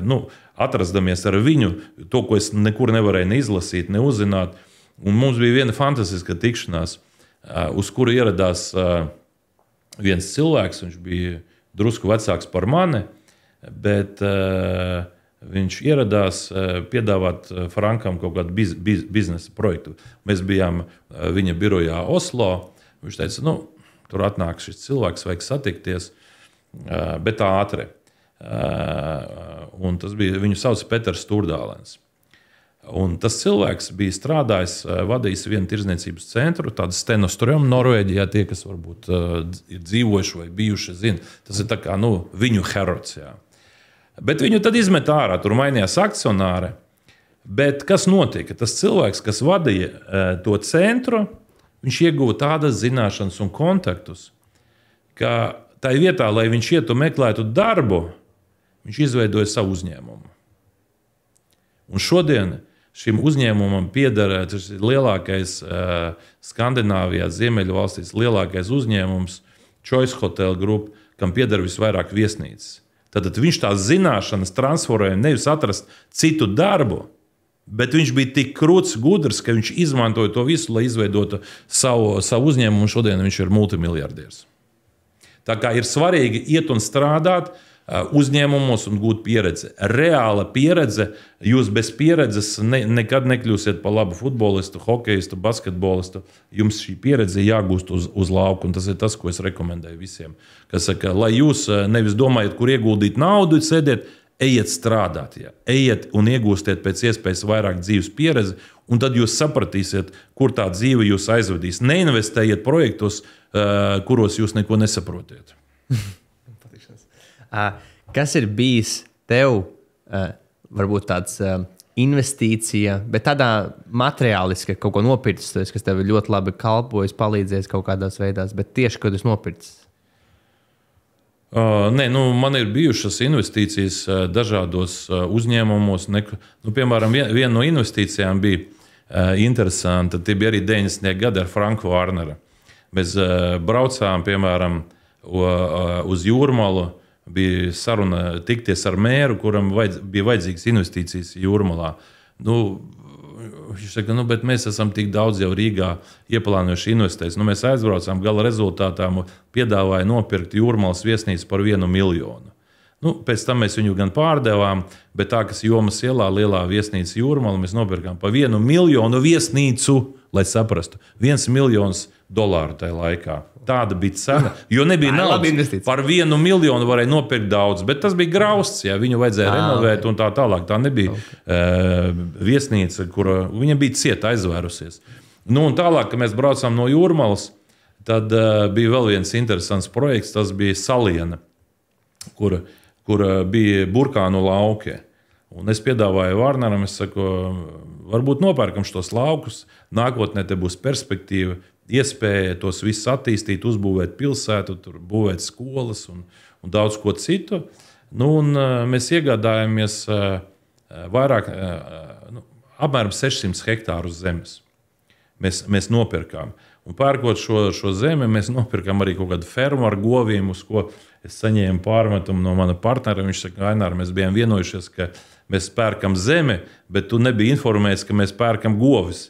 Viņš saka, tiec vaļā no fermas. Viņš saka, kas saka, fermeri mēs nebūsim. Mēs pārdevām tās govs, kaut kam atdevām tajā laikā. Bet rezultātā, ja šodien skatās tās starptautiskās skolas, viss, kas tur tagad golfa laukumi, to mēs bijām nopirkuši. Tajā laikā bija iespēja braukt, apskatīties, redzēt iespēju. Un es vienkārši izmantoju iespēju pārliecināt savu partneru vai kādu citu partneru, lai viņi nāktu šeit Latvijā. Un šādi ir jādarbojas. Tad galvenais princips ir mēģiniet ieraudzīt iespējas, jo katra problēma ir jauna iespēja. Viens skatās uz problēmu kā uz problēmu, cits skatās uz problēmu kā uz iespēju. Ja mums bija problēmas, nebija tas un tas un tas, tad es skatījos, kā to var attīstīt, jo mums tāda vienkārši nav. Citi atkal sēdēja, raudāja, saka, ārzemēs viss labi. Un tie, kas grib aizbraukt uz ārzemēs, jo tur viss ir labi, viņi negrib piedalīties procesā, lai attīstītu. Es gribu manā dzīves laikā, cik man Dievs būs atvēlējis dzīvot, tiešām redzēt, ka Rīga ir kļuvusi par vienu no bagātākām pasaules pilsētām. Tas ir, kas ir mans sapnīts. Un nobeidzot, viens novēlējums mūsu klausītājiem, arī man, ko tu novēlētu, lai būtu labāka, veiksmīgāka dzīve? Pirmkārt, nedzert, nepīpēt, netusēt apkārt, narkotikas nelietot, smagi strādāt, 24/7 režīmā. Ja gadījumā jūti, ka jāstrādā naktī, strādā naktī, darbs un vēlreiz darbs. Plus ģimene, viss. Man patīk. Kas saka, ja būs prioritāte ģimene un darbs, viss notiks. Paldies tev par tavu laiku. Paldies tev. Let's go.